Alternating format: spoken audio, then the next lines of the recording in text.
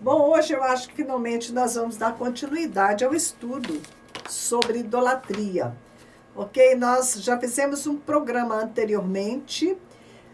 Você pode ir lá no meu canal de YouTube, nos vídeos, que você vai poder assistir a primeira parte, a introdução daquilo que nós já falamos sobre a questão da idolatria, né?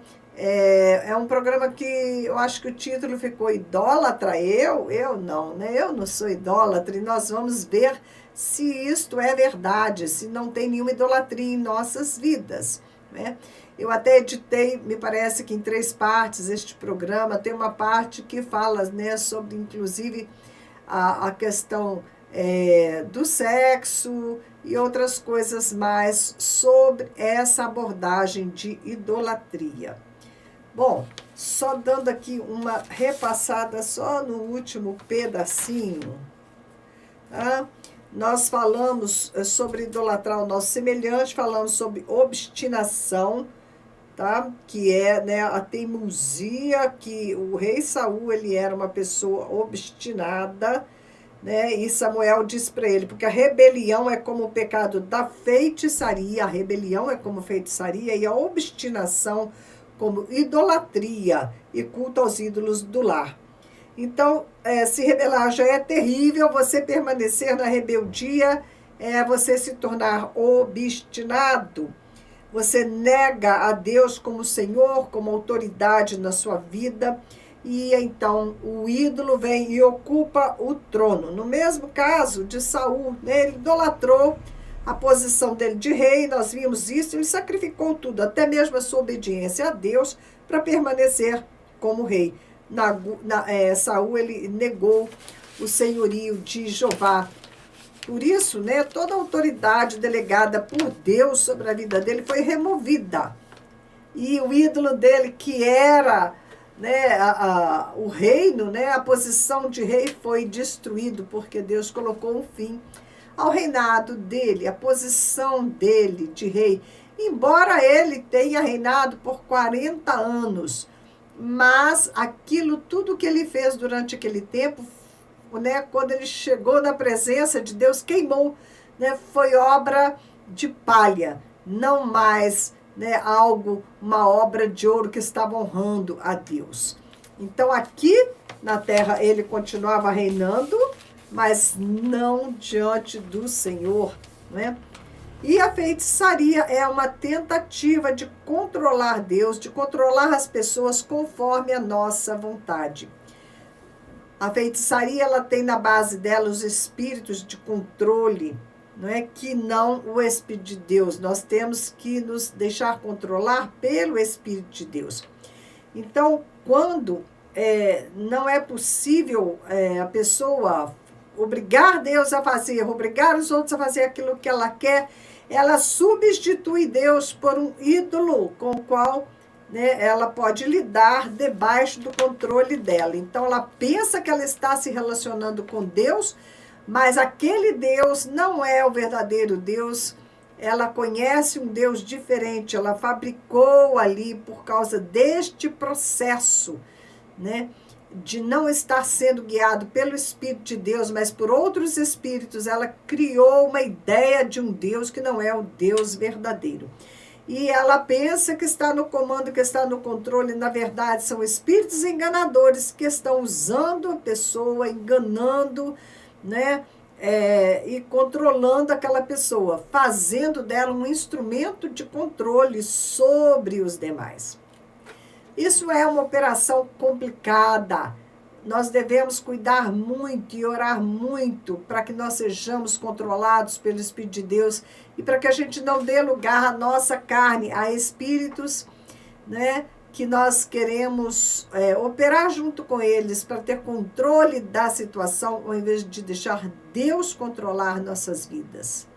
E ainda por cima, né, quando estamos debaixo da influência desses espíritos de controle, nós começamos a ter a tentação também de controlar a vida das pessoas ao nosso redor. E ninguém vai gostar disso, ninguém vai querer isso, as pessoas vão te resistir. Bom, vamos para frente. sobre a sexolatria. Isso aqui é um ponto que nós temos que bater bastante nele. Romanos capítulo 1. O livro de Romanos vai começar assim: a ira de Deus se revela do céu contra toda impiedade e perversão dos homens que impedem a verdade pela injustiça. Esse texto de Romanos vai seguir explicando que a ira de Deus foi acesa pela idolatria do homem que não deu devida glória a Deus. E, em consequência, Deus os entregou ao domínio dos seus próprios pecados, especialmente de impureza sexual. Nós, infelizmente, fabricamos deuses à semelhança do homem, e que desses deuses que nós fabricamos, nós podemos controlar conforme a nossa vontade e a nossa necessidade. A tentativa mais comum de substituir a verdade pela mentira, a verdade de Deus pela mentira do diabo, pelo engano do diabo, é trocar o verdadeiro amor de Deus pelo sexo. Você vai buscar no sexo a resposta para aquilo que só Deus pode te dar. A mulher samaritana estava nesse engano. Ela já estava com um sexto homem que nem era seu marido, ok? Já tinha tido 5 maridos e estava já num caso com um sexto homem.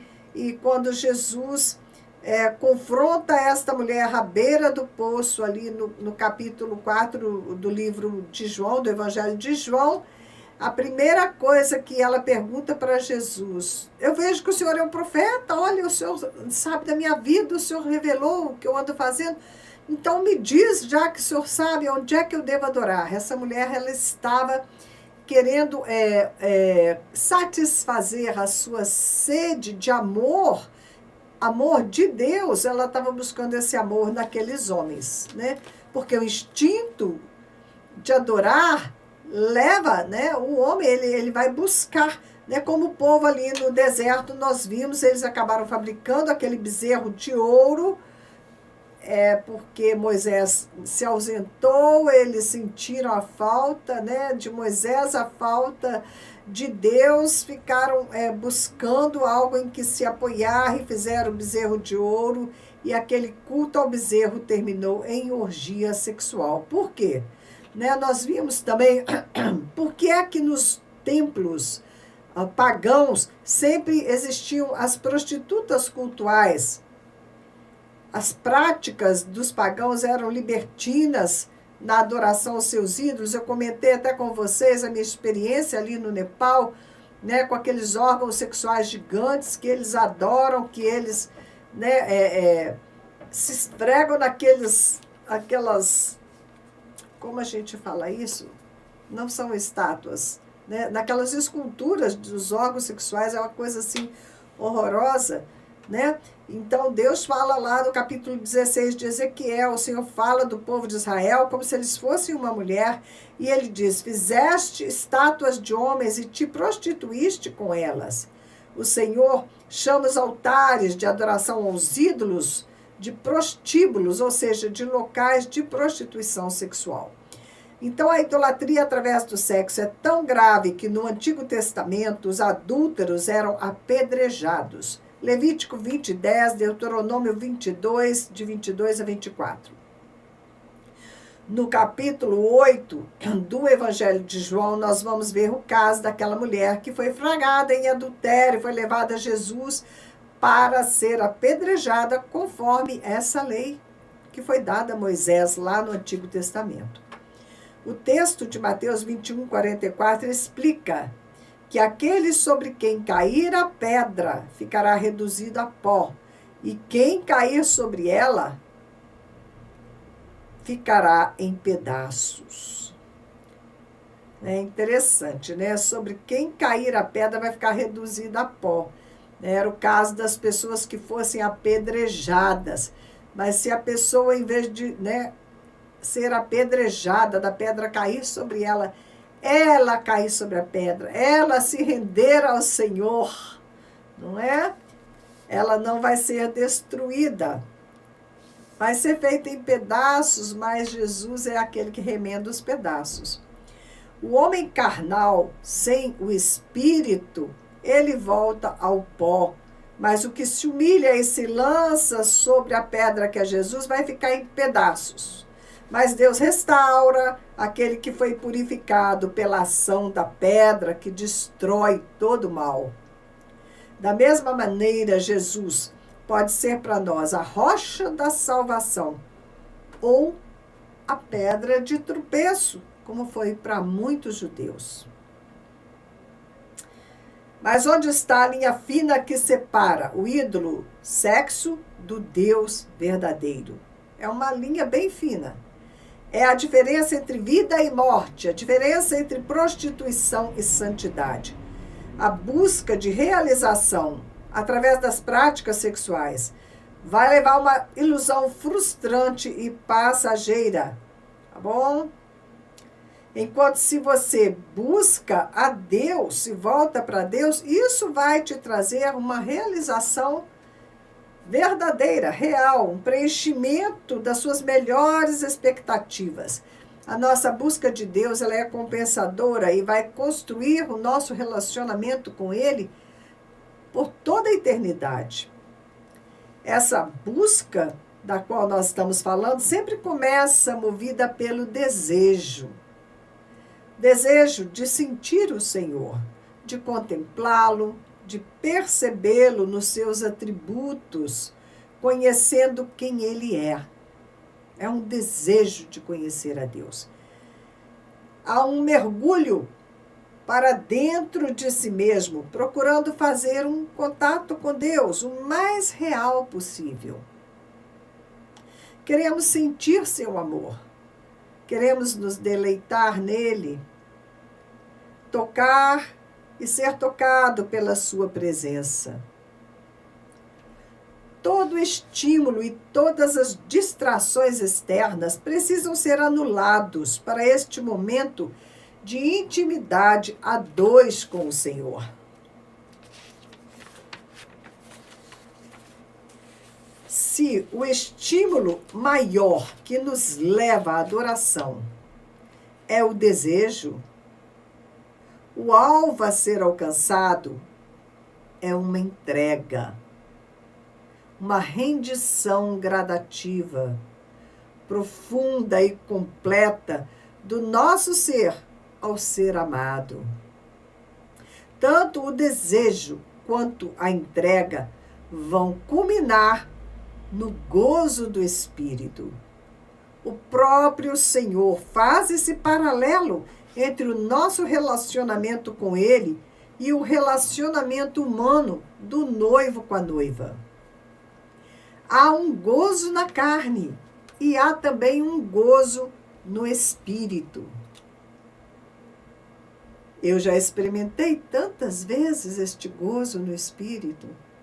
A adoração a Deus vai além, centralizando-se não no nosso próprio desejo e na satisfação do nosso desejo, mas a adoração a Deus, ela vai nos levar a centralizar no alvo do nosso desejo, que é o próprio Senhor.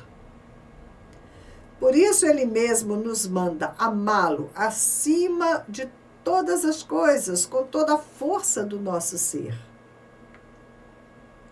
Quando a carne, com o seu egoísmo, que só leva a autossatisfazer-se, quando esta carne ocupa o lugar do Espírito e subjuga o Espírito, vai acontecer um desvio no objeto da nossa adoração.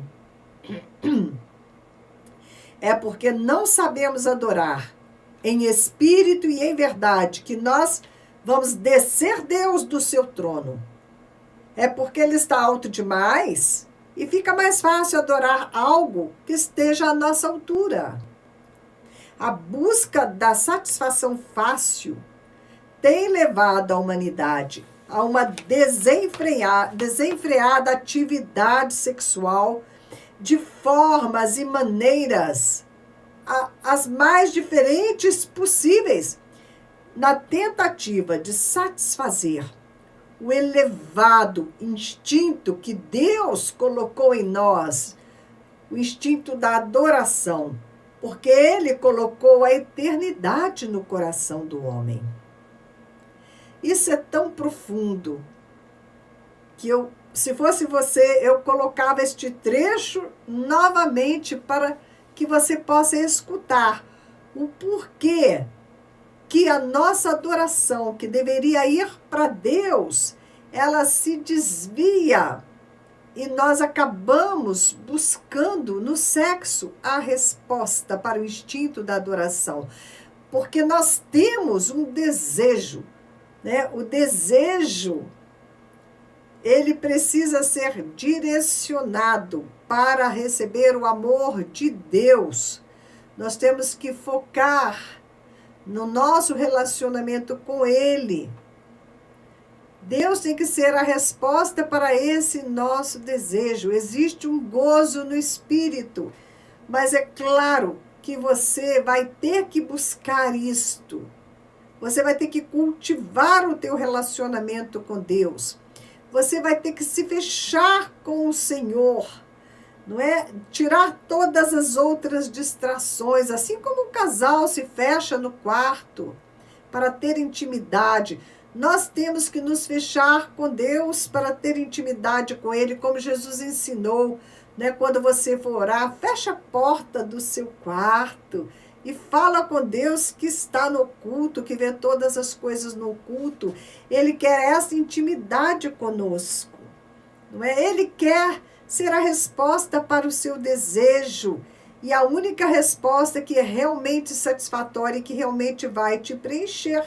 Mas, né, quando você busca, quando vem o desejo de ser tocada, de conhecer esse Deus, de ter o teu coração preenchido com este amor, você precisa se render a Ele. Render-se gradativamente, de maneira profunda, de maneira completa, não é? Por isso o Senhor nos diz na palavra, né, que nós devemos amá-lo com toda a força do nosso ser, focar nele a nossa mente, o nosso coração, todas as partes do nosso ser devem focar e devem se render ao Espírito do Senhor, e então você vai experimentar este gozo no Espírito, e você vai adorar ao Senhor em Espírito e em verdade. Se você não encontra essa satisfação em Deus, você vai começar a procurar em outras coisas.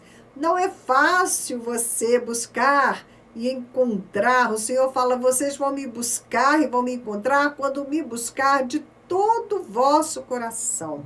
Então, porque isso não é algo fácil, é algo que precisa ser cultivado, essa entrega, não é, essa fidelidade sua a Deus, como isto não é fácil, você fala, esse Deus está muito alto, eu não consigo alcançá-lo, eu não consigo senti-lo, eu não consigo sentir o amor dele. E aí você faz o quê? Em vez de você tentar subir mais alto, você puxa o teu alvo para baixo, não é? Você quer um Deus que você possa alcançar. E você então vai fabricar um ídolo, tá bom? Você vai,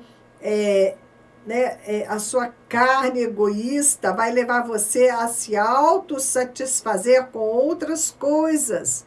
E ao invés do Espírito subjugar a tua carne, né, vai te desviar da adoração em espírito e em verdade. Você vai começar a adorar algo mais fácil, algo que fique à sua altura. Você começa a buscar satisfação fácil. E é aí onde a humanidade está buscando se satisfazer no sexo a qualquer preço, a qualquer custo. E nós vemos coisas abomináveis acontecendo que a Bíblia condena, tudo, né, em nome do amor. Mas não é o verdadeiro amor, é em nome do falso amor, o amor que traz morte, que traz destruição, que traz frustração, ok? E que não satisfaz o desejo pela eternidade que Deus colocou no coração do homem, ok? Deu para entender melhor um pouquinho? Por isso, toda idolatria, a idolatria no reino do Espírito, ela vai se manifestar numa idolatria na carne, onde você substitui Deus por outros ídolos, especialmente o sexo. Pessoas envolvidas com idolatria são pessoas que elas vão se envolver no sexo impuro, vão se perverter, porque elas começam a buscar como a mulher samaritana, e nenhum homem é capaz de dar o prazer que só o Espírito de Deus pode nos dar. E a pessoa começa a buscar, e o apetite dela nunca é satisfeito, e ela vai descendo cada vez mais, ok? Bom, eu quero continuar, ainda vai dar um tempo de ir para diante um pouquinho, abrindo uma brecha. Como é que as brechas são abertas? No livro de Números, no capítulo 23 e 25, nós vamos ver a narrativa sobre Balaão e Balaque, muito conhecido. Quem não já ouviu falar de Balaão, né, o profeta que se corrompeu por dinheiro. Então, Balaão e Balaque, Balaque, ele era rei dos Moabitas. Então, ele pediu ao profeta Balaão que amaldiçoasse Israel. Balaque é símbolo de Satanás. Ele tinha medo do povo de Deus, porque eles estavam louvando, porque toda vez que eles estavam adorando ao seu Deus, eles louvavam, eles venciam as batalhas. Quantas batalhas foram vencidas no louvor, não é? Hoje nós podemos também vencer as nossas batalhas através da adoração, da exaltação do poder do nosso Deus. Isso significa que o diabo, né, ele tem medo da igreja, e também, por ele estar com medo, ele tenta passar para nós aquilo que ele está sentindo. Então, o medo que o diabo tem de você se levantar na autoridade do Senhor, ele joga este medo para cima de você, para que você não consiga se levantar na autoridade do Senhor. Normalmente, as pessoas que têm ministério forte de libertação, de batalha, antes que elas entendam a autoridade que Deus, né, está para dar a elas, a autoridade que elas têm no nome de Jesus, o perigo que elas representam para o reino das trevas, antes que elas consigam se levantar na posição que Deus tem para elas, o diabo as amedronta para que elas não queiram nem ouvir falar nele, não é? Bom, na verdade, o diabo nos oprime e nos deixa acuados, porque ele sabe que do momento que nós soltarmos a nossa voz aclamando o nosso rei, ele vai estar perdido. Bom, Balaão, o profeta, né, no entanto, ele só conseguiu abençoar o povo de Deus porque o povo de Deus estava dando glórias, adorando. Olha o que diz lá no capítulo 23 de Números, verso 21. O Senhor, Balaão falando, né, Balaão falando para o rei Balaque, que ele não conseguia amaldiçoar o povo, porque ele disse assim: o Senhor, seu Deus, está com ele, e no meio dele se ouvem aclamações ao seu rei. Então, a única solução para transformar a bênção em maldição foi uma proposta que Balaão fez, assim, que alcançou muito sucesso.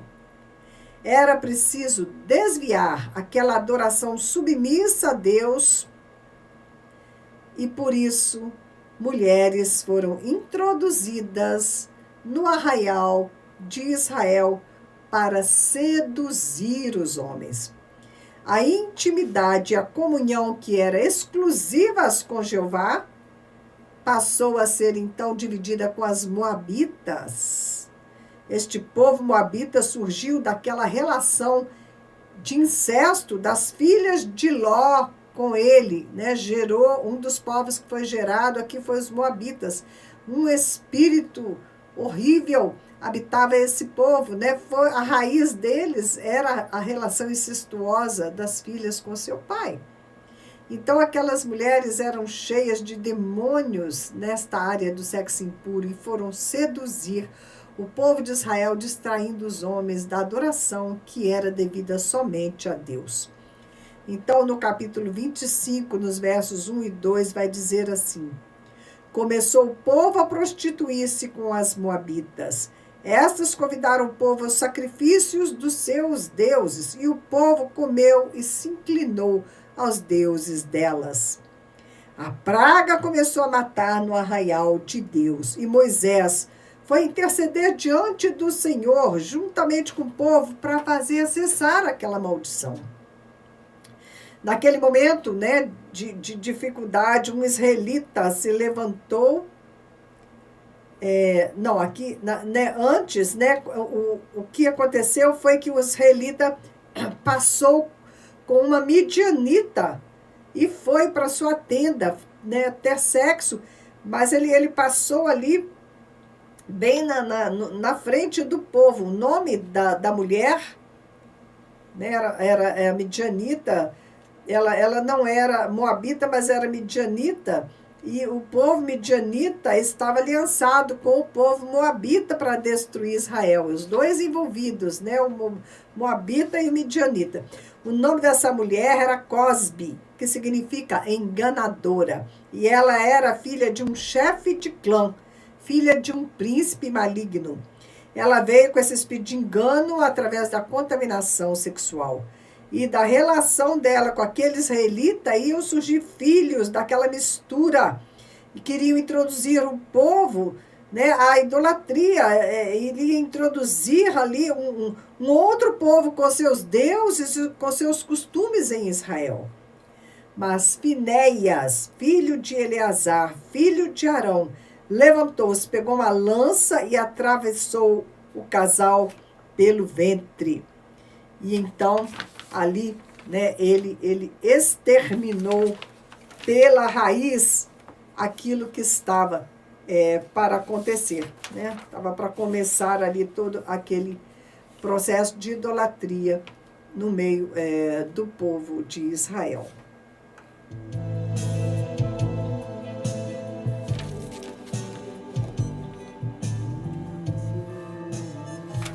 Todo mundo ouve 106,3.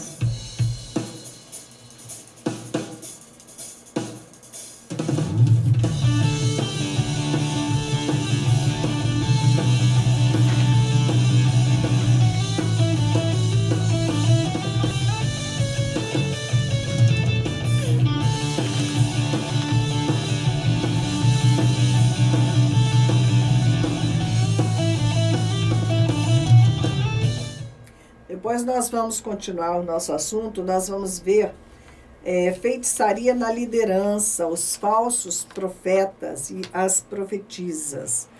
Tá bom? Também vamos ver a questão da idolatria, como provoca o juízo contra as cidades. Tá bom? E este assunto de abrir brecha, nós também vamos continuar a falar sobre isso, ok? Vamos falar sobre a egolatria. O capítulo 14 de Ezequiel vai falar sobre a idolatria. Esse pecado tem lugar sempre que as pessoas colocam outros deuses na posição de poder e soberania que pertence a Deus. E hoje nós vamos observar muitas formas de idolatria no meio do povo santo. A egolatria, que é a confiança em si próprio, no braço do homem, no seu conhecimento, na sua capacidade, na sua própria inteligência. Isso é egolatria. Vamos ver a confiança que colocamos em outros homens, nos seus títulos, cargos, posição, poder, influência. Outro tipo de idolatria é a confiança no dinheiro, na falsa segurança depositada nos esquemas de vida que são fundamentados, né? Não numa confiança primordial em Deus, mas numa confiança no dinheiro. E somente os que esperam em Deus não serão envergonhados. Ele é o Senhor e precisa dominar e reinar em nossas vidas, assentado no trono das nossas existências. Quando a verdade de Deus estiver assim, totalmente entronizada em nossos corações, o reinado do impostor, a mentira, né, o engodo de Satanás vai deixar de operar no meio do povo, né, o povo que conhece o seu Deus. Mas Oséias diz lá, né, Oséias 4:6 ou 6:4, o povo perece porque lhe falta conhecimento, lhe falta entendimento. Nós vamos continuar entrando mais profundo, ok? Nesse tema. E vocês vão ver sobre ídolos do lar. O que são os ídolos do lar, né? Quando Raquel levou o ídolo do lar, ela acabou morrendo debaixo da maldição do seu próprio marido, do próprio Jacó, que amaldiçoou a pessoa que estivesse carregando aquele ídolo do lar. O ídolo do lar é algo assim que nós precisamos ter muito cuidado, porque ele fica muito escondido lá no profundo do nosso ser, ok? Nós vamos estar falando sobre isso também no nosso próximo programa, se Deus quiser, quinta-feira às 10 horas da manhã. Conecta conosco no canal do YouTube Márcia Entre Nações. Aqui também, né, você pode assistir esses programas, esses compartilhamentos da palavra do Senhor, esses estudos no IGTV do Instagram. Também está postado lá no Instagram,